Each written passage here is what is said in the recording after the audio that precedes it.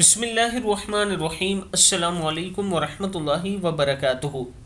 عابد راجہ channel کی طرف سے آج میں اپنے دوستوں کو رسول اللہ صلی اللہ علیہ وآلہ وسلم کا ایک فرمان سناؤں گا۔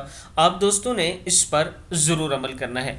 نبی اکرم صلی اللہ علیہ وآلہ وسلم نے فرمایا، جب کسی گھر میں کوئی سانپ ظاہر ہو جائے تو اس سے کہو، ہم تجھ کو نوح اور سلیمان علیہ السلام کا عہد یاد دلاتے ہیں کہ ہم کو تکلیف نہ پہنچا، اس کے بعد بھی اگر وہ ظاہر ہو تو اسے قتل کر دو۔ ابو داؤد میں موجود ہے۔